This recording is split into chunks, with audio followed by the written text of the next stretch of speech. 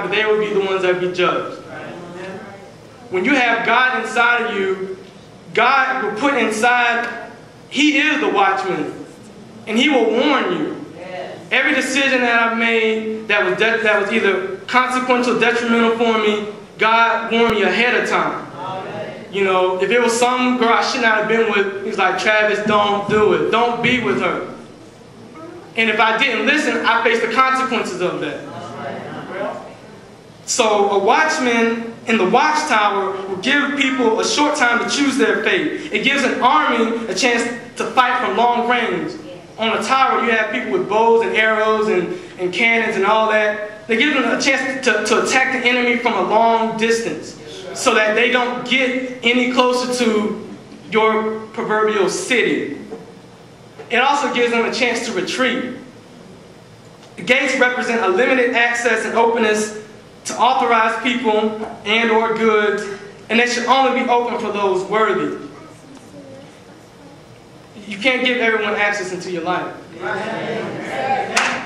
You can't give everyone access into your thoughts. Not everyone is going to be a friend that's going to cover you, that's going to protect you, that's going to listen without judging, and that's going to, after you talk to them, that's going to pray for you. There are going to be some people, you know, whether it's from their soulless realm or from a negative spirit that's going to come in your life, you know, come in churches or whatever, try to get all this negative information, spreading lies, rumors, to destroy you. That's why you have to be guarded. You have to have a watchtower. You have to have a gate. With a gate, the enemy cannot get in without a fight or through force. It slows him or her in his tracks.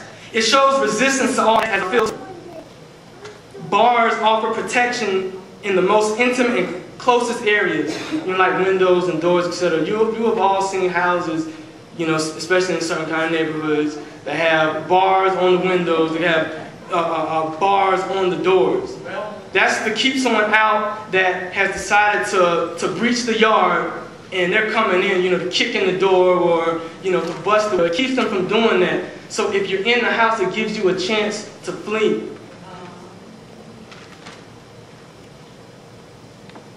We can also look at it from the perspective of, this is your heart. It's the closest protection to all diligence, for out of it are the issues of life. You don't just give anyone your heart. You know, if I'm looking for a wife, I can have women like, I love you, girl.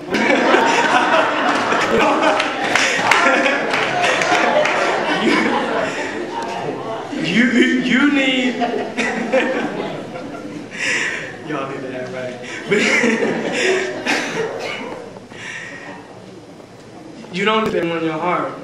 You have to make a decision, and you can give your heart. And I'm not just talking about relationships, but anything. You can give your heart into something, and it be destructive. It will destroy you. There are some people, whether it's in a marriage, whether it's a friendship, that because you entered into that friendship, that covenant, you landed up in jail. Somebody got killed. You know, you're running for your life. Your family's in danger because you allowed someone in your life that didn't need to be there.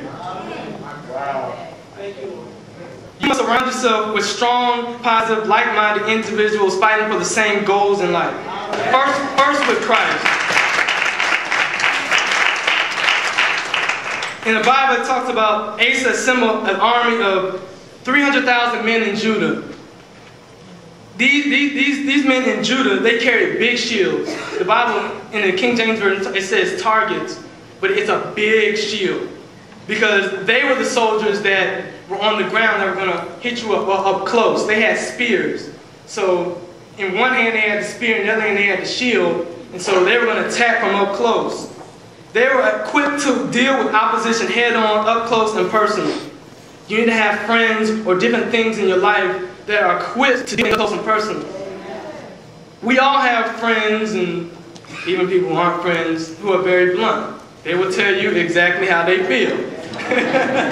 You know, if you're going through something, or, you know, let's say, you know, you were at NC State, and there's someone who is saying or doing things against you, and you have a friend, you know, your homeboy, homegirl, that they hear about it, they're like, they did what? Oh, hold on, you know, where they at? You know, that's the person who's up close and personal. That's what I'm talking about. So that's what these soldiers did. They dealt with it head on. In Benjamin, it was an army of 280,000 men. They carried smaller shields, and they had bows and arrows. That was their method of attack. So they were able to deal with things from a longer distance. You might not have seen them, but at the point between life and death, you felt the impact of what they did to you. So some people deal with things up close and personal. Some people work from behind the scenes.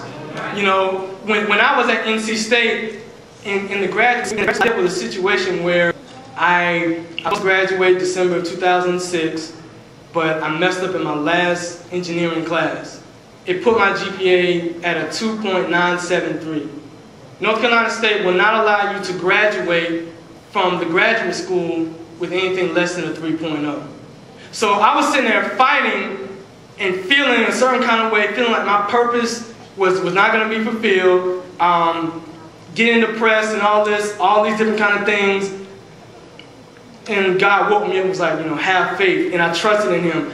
But in the meantime, there were people that God put in my path. Some dealt with what I was going through head on, and others behind the scenes. I never saw them, I never talked to them, but they were the reason why I got back in.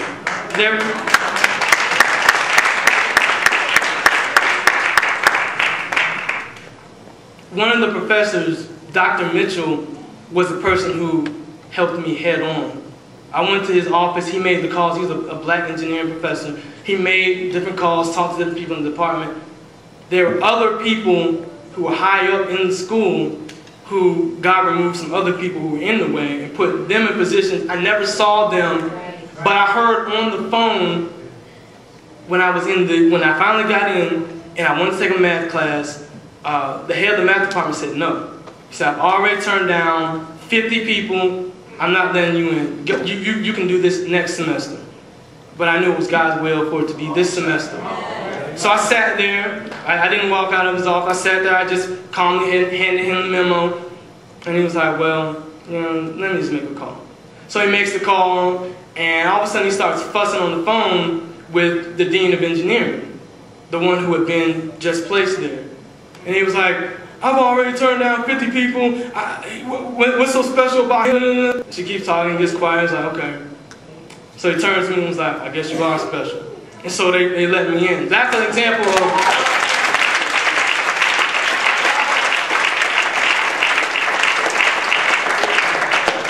That's an example of someone that God has put on your team, working behind the scenes, from a distance, doing things for your good.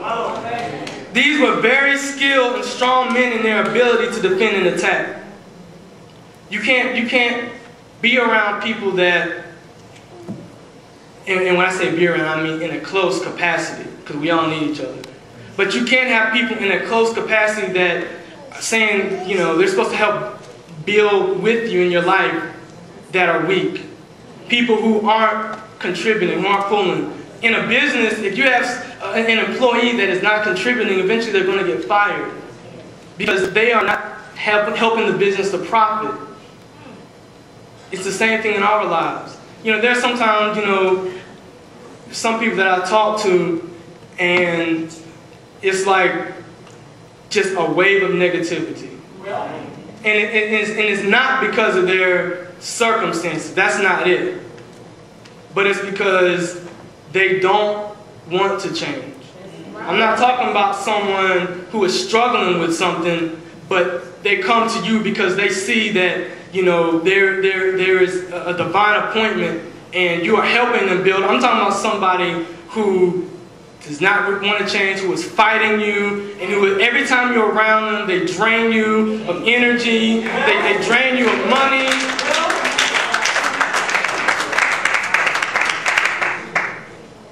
So you need people, if you have a business, you need people who are very skilled if you have friends, you need people who are on the same level with you.